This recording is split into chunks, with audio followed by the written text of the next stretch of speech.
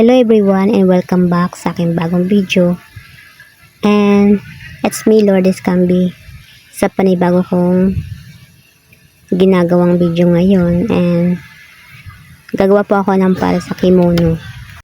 Don't forget to subscribe, like and share, and comment sa aking ginagawang video for tutorial video.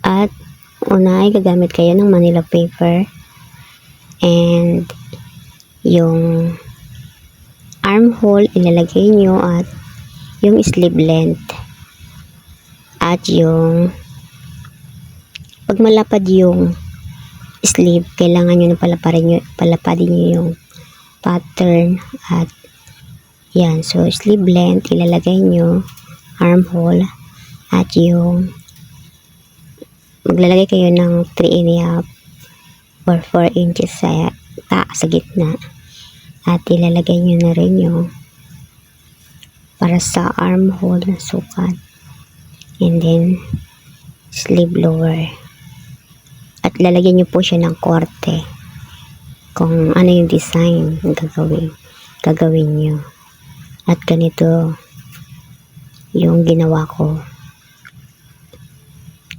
Sundan nyo lamang po ang aking video. At kung bago ka pa lang, don't forget to subscribe, like, and share my video. And then, yan. Ito, ikakatin nyo na siya. Dito. Yan. Dapat po may korte at ilalapat nyo na yung tela na gagamitin nyo. Ganito yung pag kakating ng tela dapat ay pantay-pantay yung tela and then ilalapat mo na lang yung pattern sa tela.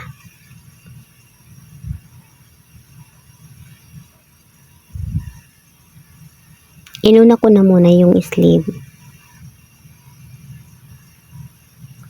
at kinakating ko na to. Ganon. Dapat may korte. At it's done. Dalawa siya. Yan. Para sa dalawang braso. Ito yung kimono. Gagawa kasi ako ng para sa Japanese. At ito yung gagawin kong combination para sa sleeve. Ito ay pang babayas or piping.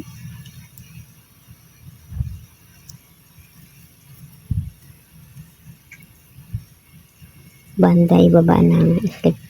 At linagyan ko dito ng 4 inches para sa paggagamitan ko. Parang pabayas siya.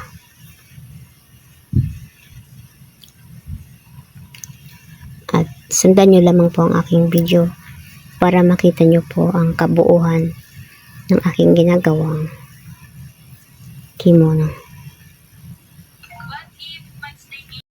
At kung nakasubscribe ka na, don't forget to build the notification sa ibaba para palaging updated kayo sa aking mga bagong i-upload na mga video. At ito nga po pala yung gagamitin kong para sa dress. Yung natira kong tela. At ito, lalagay ko na yung neck at shoulder sa armhole, sleeve, at yung sa figure niya ilalagay ko din para tansya natin kung ano yung ilalagay kong para sa waistband and then the length tsaka yung waistline kukunin ko rin yung kalahati para sa waistline at yung shape niya sa waistband at yung waistline at saka yung shape niya sa may hips at papaba na ito.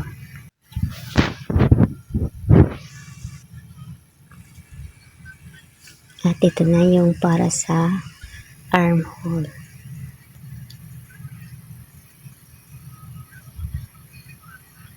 At ito na, kakatingin ko na ito para mailapat ko na rin sa tela. Panoorin nyo po hanggang dulo para sa mga beginners. At ito ay magagamit nyo sa paggagawa ng mga event or mga occasional or kaya sa mga traditional, yung para sa Japan na kasuotan.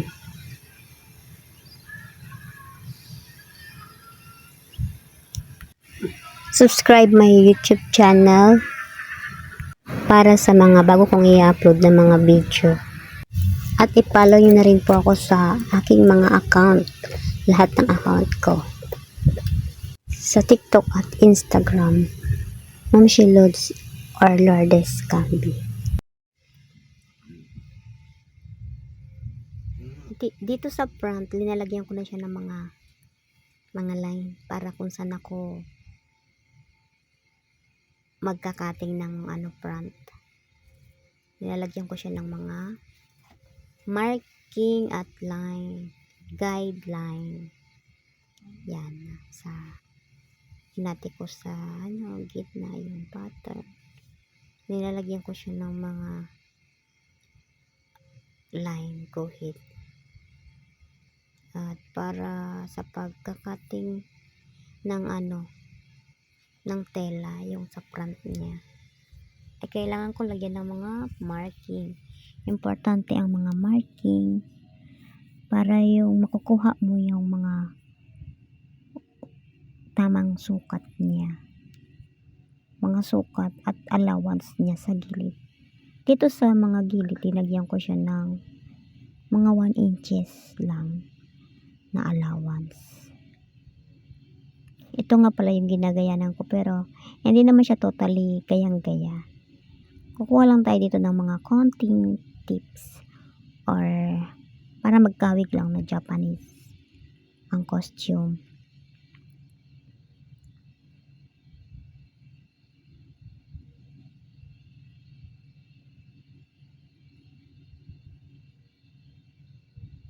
Pero kung talagang nakuha mo talaga yung tela niya, kasing pareho ng tela niya, pwede mo siyang magaya. Hindi pa ito yung totally na mayroon pa tong nasa loob nitong yung dress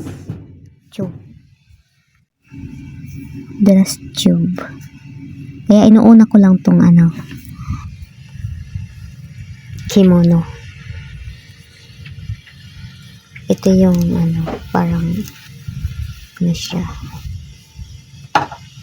pang finish. Meron pa tong panglagay ng mga belt. May belt pa to sa waistline. At dito, ganito. Dapat nilalapat niyo yung tela. Ganito yung paggawa ko nito. Ayan. Gayahin nyo na lang to. Pinapantay ko. Yun. Hatiin ko na siya dito sa gitna. Ayun. Ito na yung pinaka kabilang pattern yung kinuha ko. Kasi parehas lang naman din. At itutupin nyo na lang yung tela. Ayan. Hindi ko na siya nilagyan ng sound. Bawal kasi ang sound dito. Kaya, eto na lang yung boses ko yung pakinggan nyo. Pero wag na yung boses. Yung ginagawa ko na lang yung tingnan nyo.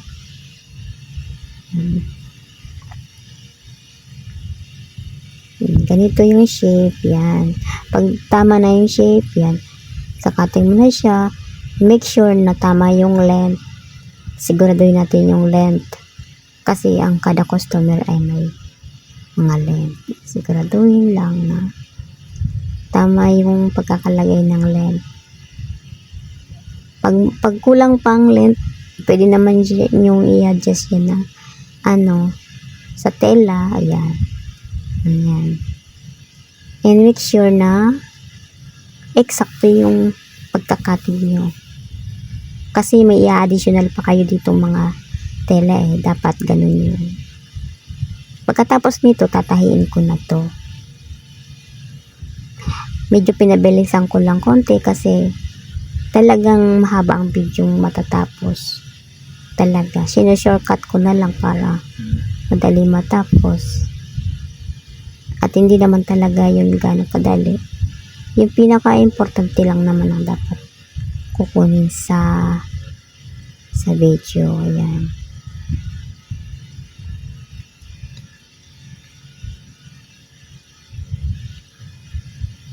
Nakita nyo yung ginawa ko. Yung pattern maliit lang pero yung tela mahaba. Yun, in-adjust ko na yun. Tatahiin ko na to at sundan nyo yung tatahiin ko. Ganito. Ipapakita ko sa inyo yung gagawin kong kimono. Ganito na siya. Ito.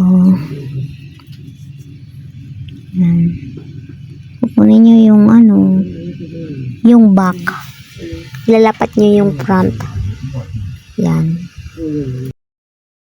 Front and back. Pagsamay mo na siya, tahiin nyo magkabilaan ng braso. Tapos shoulder.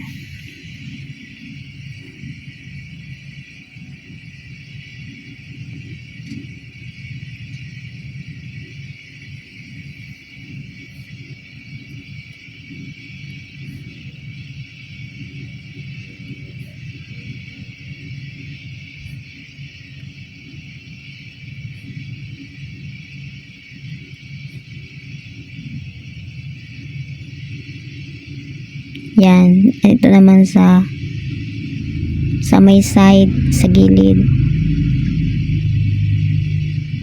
1 inches din yung allowance nito.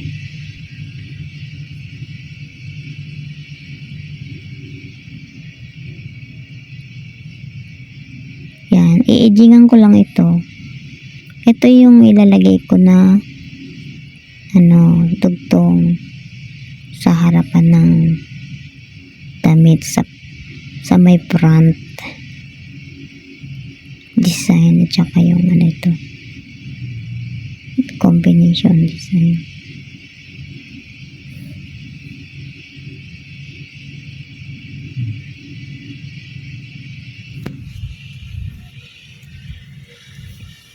Ah, 2 inches. Depende na sa inyo kung 2 inches or 2.5 inches. Basta sa akin 2 inches lang yung nilagay kong sukat dito para dito sa kimono. Yung yung dress nito sa pangloob, abangan nyo yung aking gagawin na tutorial video. Ipapakita ko sa inyo yung sunod na video ko. Huwag niyo pong kakalimutan na mag-subscribe at salamat sa nag-subscribe. Thank you so much. Marami pa akong maipabahagi sa inyo. At pag nagkaroon ako ng oras, ipapakita ko sa inyo at ika-guide ko kayo. Don't forget to comment na rin. Thank you sa nag-comment. Walang problema kung anong gusto ninyo ay gagawin ko yung para maging maayos yung aking mga video.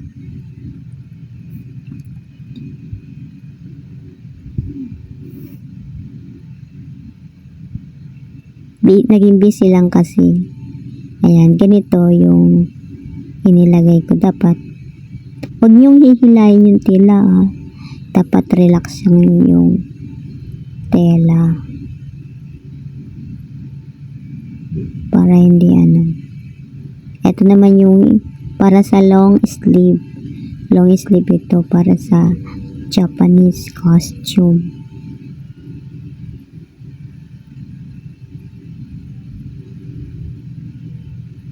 Ang ano nito, ang allowance nito para sa half inch.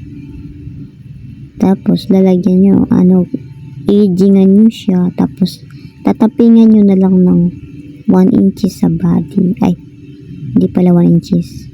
1/16. Yan.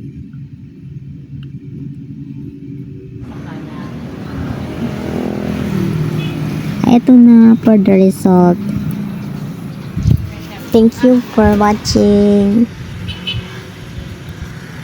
Click the bell notification. At ito na. Subscribe. Ito na siya. Ito na yung